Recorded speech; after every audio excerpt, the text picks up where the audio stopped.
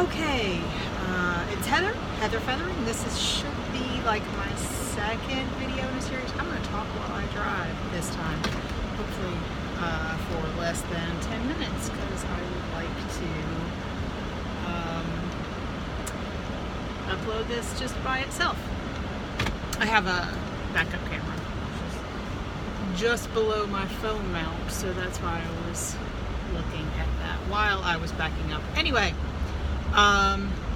so hopefully you guys have now seen my 19-month post-op DS video, and where I mentioned that life has been a little bit crazy because of WFSA at the end of May, and I have Scotland coming up at the end of June.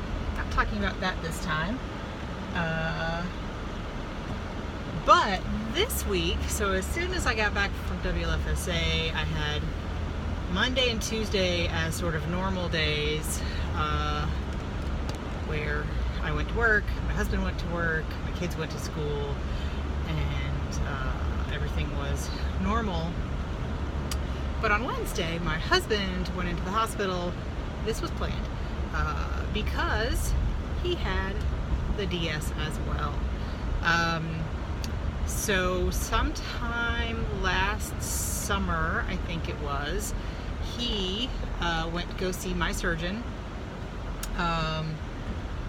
He's a big guy, has not always been overweight. In high school, he played tennis and was down to probably like 175. He's a tall guy, about 6 feet. Has always been sort of, dude's big boned, and when they say big boned, he's what you mean when you say big boned. Not that he's not, obese and big bone. Well, he is now, but anyway, guy's wrists are super wide, and anyway, he's big boned. He's a large guy. He's just built large. So his weight has been gradually going up since college. There's a time when we in college, we have known each other since college, and we were friends in college, and we exercised for a while together. We were losing weight, and that was good, and then we started dating, and anyway, we had a period of time where we both went really hard at the gym and were really good about eating, and we all dropped down. He was probably 230s, maybe, definitely below 250, because I think at that point I got around 260, and he was always lighter than me, which is never a good thing when you're a female 6 inches shorter. So apparently he's about 6 feet. I always thought he was about 6'1", but he says he's 6 feet. So he's about 240, 250 at that point. When we got married, he was a little bit higher. I was a little bit higher than the lowest I got on that particular weight loss attempt. Through the years, we've always done diets and things together, South Beach and paleo and all sorts of things. And so his weight went up kind of like mine did, to the point where I think his highest was around 360. And so when I was getting all my stuff together with the doctor, in fact, I think it was when I got my EGD, he asked the doctor what he thought about him getting surgery, and the doctor's like, whoa, get her through this, let's see how it goes, and then we can talk about you. Because basically, for the first year or so, you're learning and doing, and it's a process to get back to normal. And I think that it's probably really good for my husband that he saw me go through the whole process, and what I eat, and those kind of choices I have to make, and the kind of consequences there are when you don't make the right choices. So about a year ago, he decided, okay, was more than 6 months out. It was going well. I was completely healed. I could do whatever I needed to do, and it was time for him to pursue weight loss surgery himself. So he went to go see the doctor, and the doctor told us, sadly, that the insurance company had instituted a 12-month required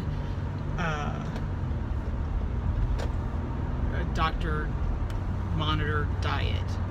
A lot of insurance companies require those before weight loss surgery. For him, the insurance company, when I went through it, same insurance, same company, everything, through the same employer. When I went through it, it was not required, but now it is. So he started going every month and going to the first nutrition classes and started getting his clearances done. Did sleep study, had to get a CPAP, has been using that recently, and he finally got our family doctor went to go see him, and got the family doctor to sign off and give him basically the weight history and how that they had been discussing weight for X number of years, and he hadn't had 12 monitored monthly visits. He went to a support group every month and had his weight taken and got all that done, but he didn't actually have to do 12 full months.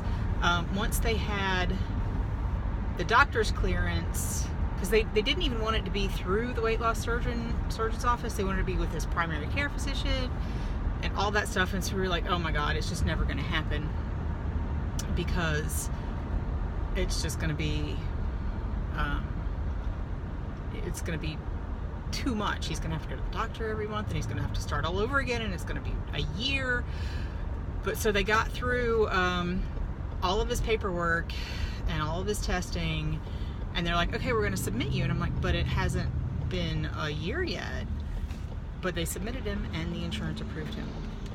And so because of all of the craziness going on in June, and also his birthday is right around Father's Day. So there's Father's Day and his birthday. I was like, well, why don't we just wait until the beginning of July to do it? But everything, I was like, you probably won't be, they probably won't be ready for you till then anyway. But they would have done it basically just before I went to San Antonio. I was like, nope, that's not happening. But we decided he wanted to get it done sooner rather than later. And so he had the DS on Wednesday.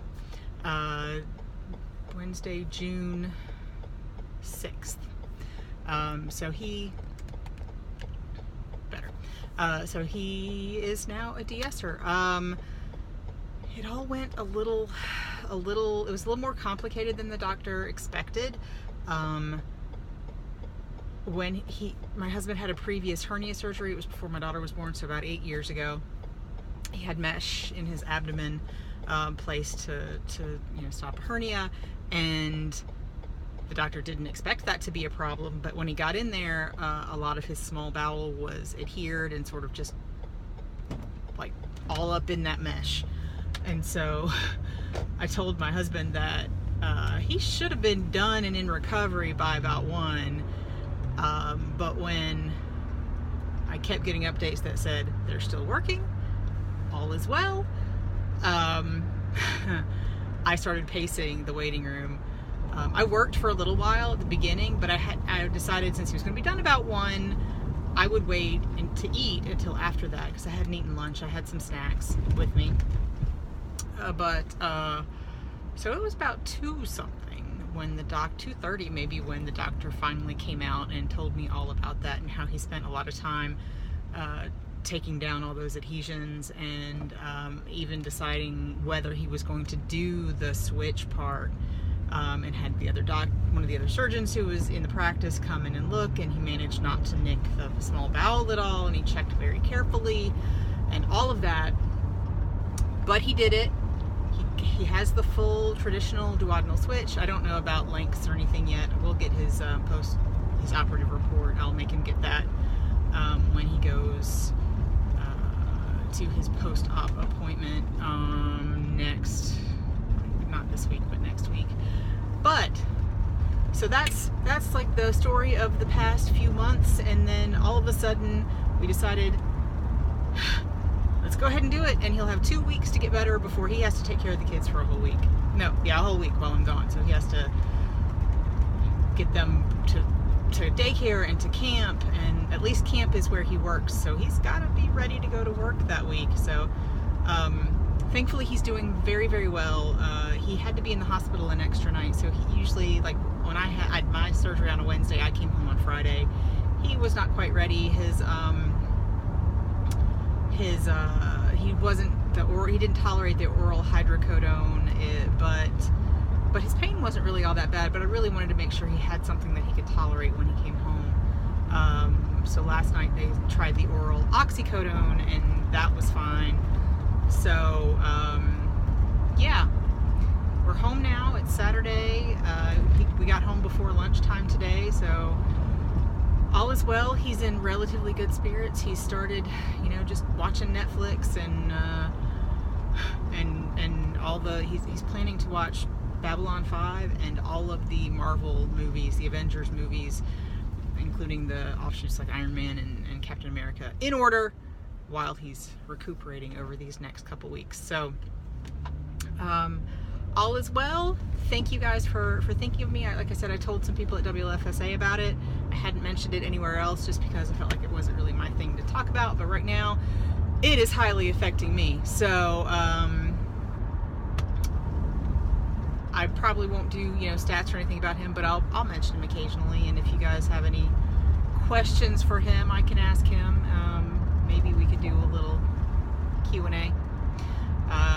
So anyway, thanks guys. I'm going to be home soon, and we're at 12 minutes, so hopefully it won't be too bad. All right, I'll talk to you later.